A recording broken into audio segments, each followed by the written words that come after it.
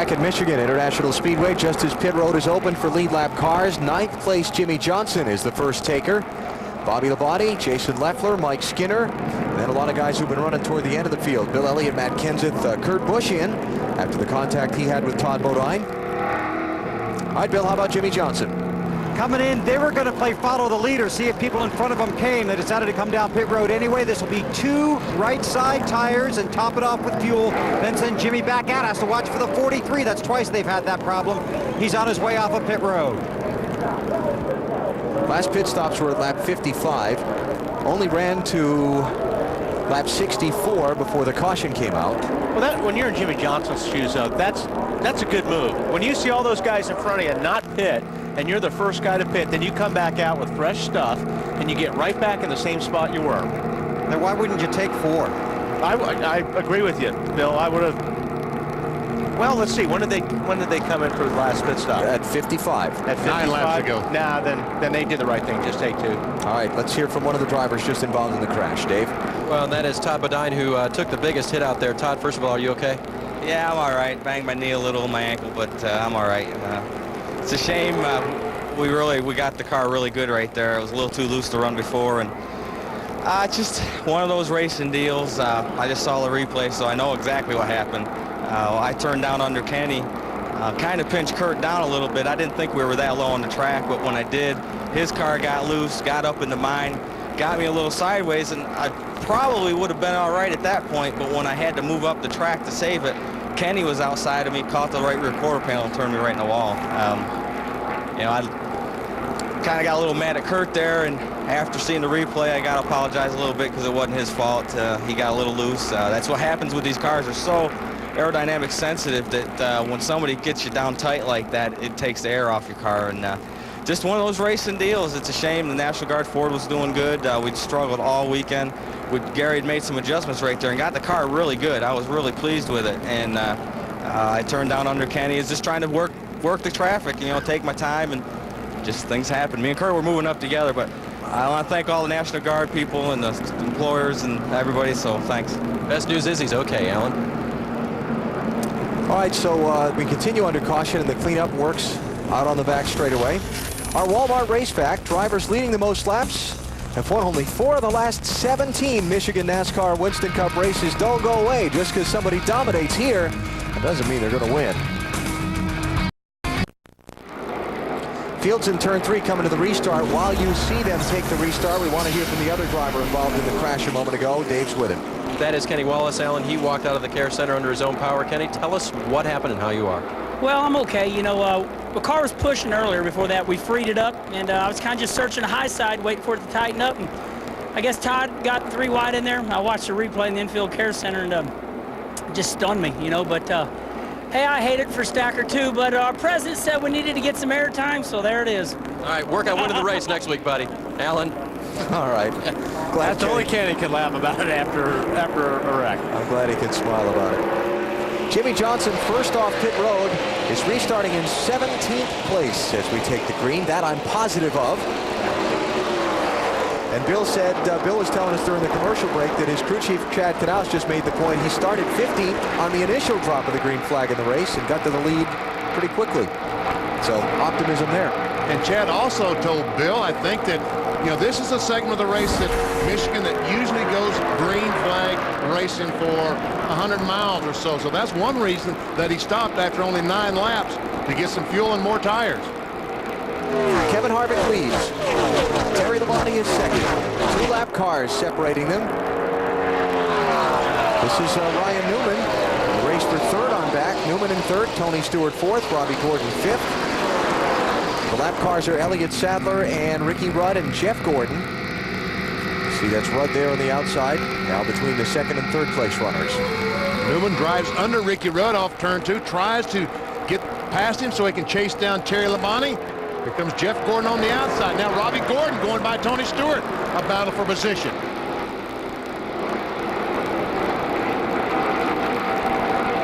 Yeah, I'm thinking last restart, we saw Stewart struggle for a couple laps and then get going. Yep. So maybe that's just something with the way his car's set up where he needs a couple laps to get going. You're all over it, Alan. That's just what they told me. It said it's not going to be as bad as it was before, but it's still not as good as you would like on the restart. Well, you have, like, a lot of these guys happen to start their cars out so loose because this track gets so tight. And that's a lot of it right there. A lot of guys are just loose right now. 21 car coming off of turn 2 a lap ago, I saw him get loose. How about that 8 car? Dale Earnhardt Jr. He was as low as 39th earlier in the race. Dropped like a stone when this thing started from 19th starting spot. He's back up to 7th. Look at that climb. How about it, Bill? Well, just outstanding the job they've done on pit road, making the changes. He told them last time, Earnhardt Jr. did, the car is still pretty good. It's just a little tight off the turns. They made an air pressure adjustment and a wedge adjustment last time he was in, but the car has gotten tremendously better after falling, what'd you say, like a rock? Yeah, like a stone. Like a stone in a pond. Second place, changing hands. Ryan Newman, the 12, goes by Terry Labonte, and the 5 takes it away. That's about a 2.25 seconds behind the leader, Kevin Harvick.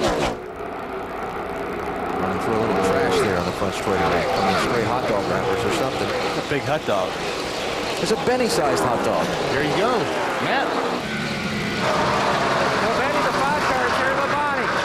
It has started out free on the last few runs, the beginning of a run, then it slowly starts to get tighter. Jim Long also told Terry under this caution, keep in mind, think about 2 things. Think about your race car on a short run, think about your race car on a long run. We probably only have 2 more stops to try to get you where you need to be, Marty. Just in front of him, Ryan Newman trying to run that low line. He shoots up a little bit in turn 4. He came on the radio about 20 laps ago and said, I do not like the way the engine feels right now. Now, he complained about the same problem at Pocono where they went on to win the race. His crew chief, Matt Boland, said, don't worry about it. It should be fine.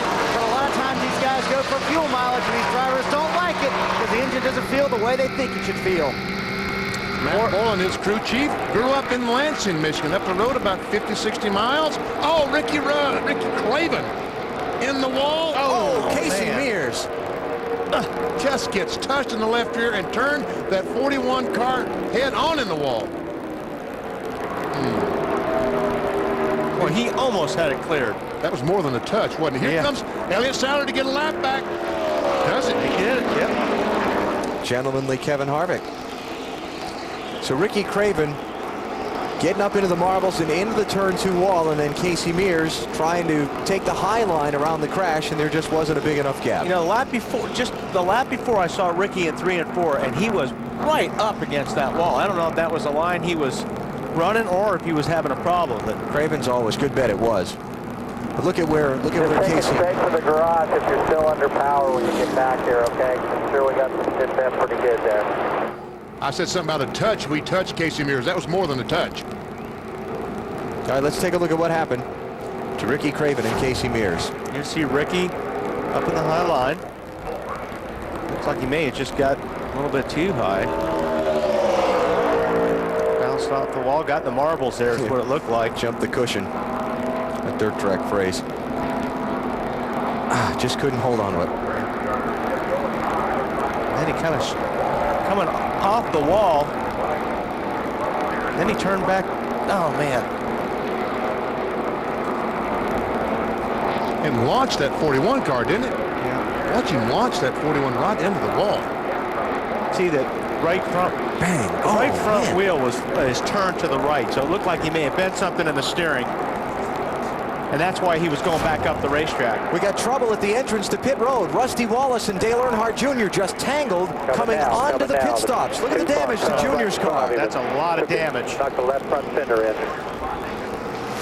Man, watch this. They're trying to come to pit road. Ryan Newman fakes. Harvick's coming in. Rusty decides to go back out, but Junior's there. That's unbelievable. That is unbelievable. What a mess. All right, Bill.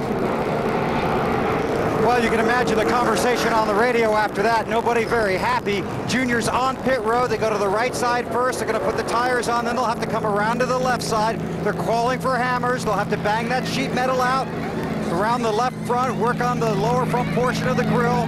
They have to lift the car up to slide the jack underneath it because the tires are flat. They get it up, get the jack underneath. They got a lot of work ahead of them. They were running so well. In fact, Dale Earnhardt Jr. was joking with his crew that he was upset that they didn't let him pit last time. Now he's on pit road with big-time problems here in Michigan. They want a bigger hammer, BP. That's never good. Oh, no. Yeah, I think they want to go down to the 2 pit with that hammer. So after the charge through the field from 39th up into the top 10, Junior's got a messed up race car. Here's his onboard view of this. Gotta see what's it. Get out. Oh, man, I'd be hot. No turn signals on these cars. No, the blinker wasn't working. Matt, why did Rusty all of a sudden decide to go back on the track? Well, Benny, the original game plan, they were just going to do a gas and go, no tires. When crew chief Billy Wilburn saw that the 12, their teammate Ryan Newman, was staying out, he called no pit, no pit, no pit, but it was too late. And that's when the contact was made. There's a lot of ways to lose one of these races. That's one of them. That's one of them. Hey, we told you at the beginning, watch out for trouble on pit road. And that will affect the handling of Rusty's car quite a bit there as well. It doesn't. 8 cars got a lot of damage on the left front, which probably would be worse in his case. Matt, what's going on down there in 2 car? Well, they're looking at the fender damage to the 2-car Rusty Wallace. You can see Robbie Fuller and the guys working on that right rear. They're loosening the lugs on the left side to try to cut down on the time, so when Robbie comes back around, you can see them, though, beating on the damage to that right rear quarter panel on the Blue Deuce. Tough break for Rusty Wallace. Matt, I just hope they remember they have the lug nuts off the left side. If the pace car starts coming, they might let the car down and shoot back on the racetrack. Remember, guys, the lug nuts are off the left side. Put the tire on to get the left side changed so we don't get across the pits. Just make sure there's nothing rubbing. Let's You go. heard Billy Wilburn remind his team the left side lugs are loose. They're going to change those tires if they have time. They are going to try to get those left sides done on this stop. Yeah, they got plenty of time. All right, so a couple of guys running in the top 10 get tangled up. One trying to get to pit road, one trying not to. Meantime, Ryan Newman did not pit under this caution. Jimmy Johnson is second. Remember, Johnson stopped last yellow. Newman didn't. Wonder what Matt Borland and the 12 team are thinking right now.